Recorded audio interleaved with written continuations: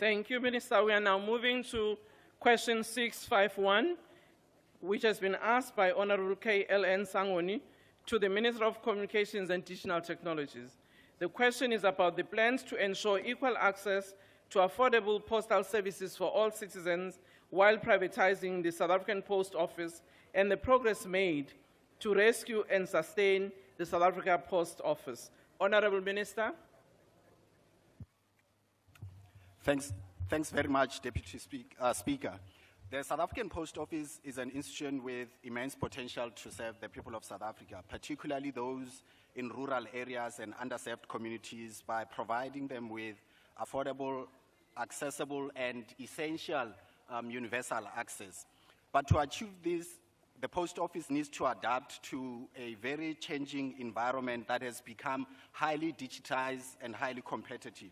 And it is to this end that we, together with the Treasury, have established a task team to look at seeking partnerships that can help strengthen the competitiveness of the Post Office and help make it sustainable and to meet its service delivery obligations.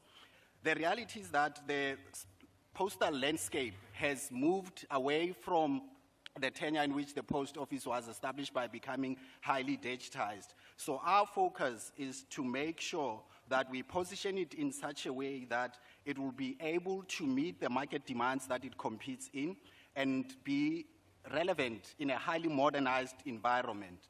And this task team that we have identified together with Treasury will be looking at finding those solutions through these partnerships that can help it become sustainable and not be wholly dependent on the fiscus, because the pressure we currently have is clear that to be wholly dependent on the fiscus is unsustainable. And that's the challenge that we have, and we must embrace the reality of the market conditions in which the Post Office competes in. Thank you. Thank you, Honorable K.L.N. Sangoni. Thank you very much, Madam Speaker. Thank you to the Minister. It's unfortunate that the Minister missed an opportunity in his response to clarify that he has no intention of privatizing the Post Office. I think that we can't be sitting and speaking in very vague terms about what our intentions with the South African Post Office are. Nonetheless, on the 2nd of October, the Minister announced the establishment of this ministerial task team, and he said it's to pursue private financial and operational partners for SAPO. Now, what we'd like to know is what are the exact terms of reference of this team, who are the members of the team, and then what are the details of the partnerships and deliverables being engaged on to date. Thank you, Madam Speaker. Thank you, Honorable Minister. Thanks very much, Speaker, and thanks to the Chair of the Portfolio Committee. The terms of reference include developing the scope for private sector participation in the South African Post Office, agree and recommend the level of participation that must be considered by Cabinet, identify and agree on non-core assets that must be considered for disposal, ensure that there is compliance with the PFMA, supply chain management, and all the other related Treasury regulations, consider the responses from the market and recommend what those preferred options will be, and most importantly, to identify the risks associated with the preferred options and developing and mitigating measures to address them. With regards to the names of the individuals that form part of the task team, it consists of officials from the department, including the DG from the Department of Communications, the Deputy Director General responsible for state-owned enterprises in the department, the CFO of the department. We also have National Treasury officials that are part of the task team, and we can do a comprehensive submission to the committee because we've got over 22 names that form part of this task team, and we'll be able to supply the committee with those names because we are open with it. There is no attempt to conceal the details of who these individuals are and what their roles will be. Thank you. Thank you. Honorable T.K. Podlani. Thank you so much, Chairperson. Honorable Minister, 4 months ago, you walked into a department that had neglected the Batopili principles for years, leading to the rot of SAPO. Urgent and decisive steps are required to save what is left of SAPO to continue universal access to postal and other social services. Considering that public-private partnerships is not a new concept in South Africa, what has been the response of the market for calls for partnership? Honorable Minister. Thanks very much. As we said, so we have just recently established the task team. That task team has amongst its responsibilities to go out on market and seek the interest from potential strategic and operational partners that can play a role in securing the future of the South African Post Office. The reality is that as things stand, the Post Office has two choices that it has to, that confront it.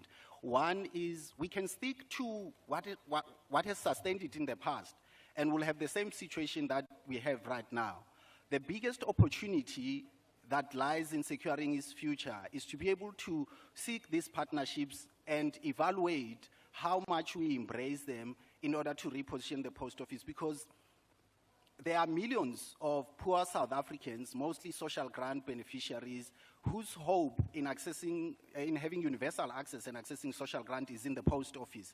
So we have to look at that option and pursue it in order to make sure that we can provide those services to those poor South Africans who rely on the Post Office to exist. But the model that has brought it to where it is now clearly hasn't worked.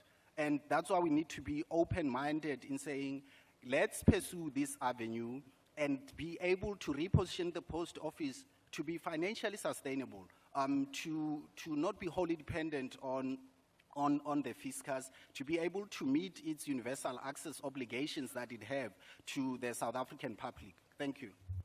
Thank you. Honorable Ms. S. Abada. Thank you, Chair. Thank you, Madam Speaker. The problems of the Post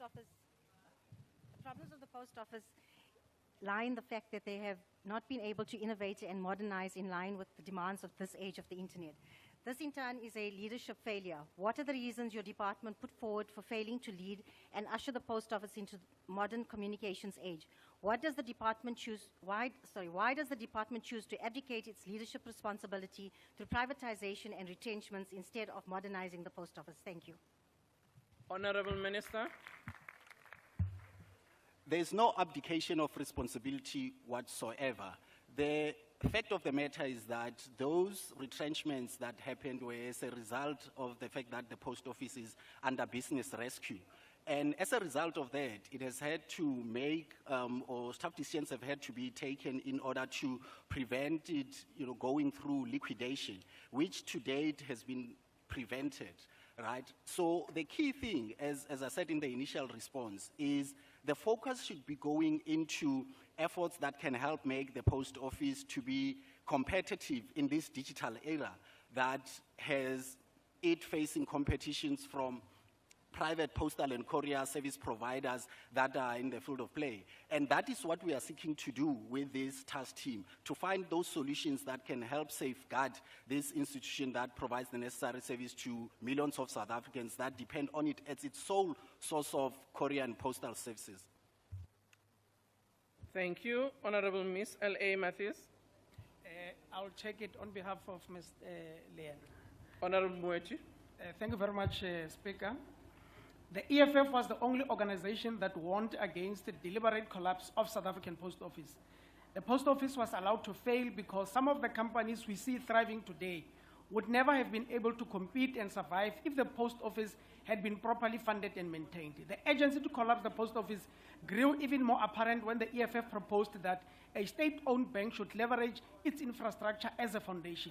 The former liberation movement ignored these warnings, and now they want to pretend they are against privatization, even though they were the ones who initiated it. Minister, do you believe that the state should own a telecommunication company like the Post Office to build internal capacity? If not, can you explain to South Africans why they should not have a functional Post Office, an institution that was fully operational and served white people during apartheid? Thank you, Speaker. Honorable Minister. Thanks very much. The answer to that question is simply that, as things stand, whole state ownership in the Post Office has led to where the Post Office is. And we have to look at what are other alternative avenues that can help bring some private sector involvement in the Post Office and build those partnerships to build a South African Post Office that is accessible, that can deliver on its mandate and that can reach every corner of our country, because the key thing is about the accessibility of the service. And our interest is in making sure that universal postal and courier services are accessible to everyone in the country. Thank you.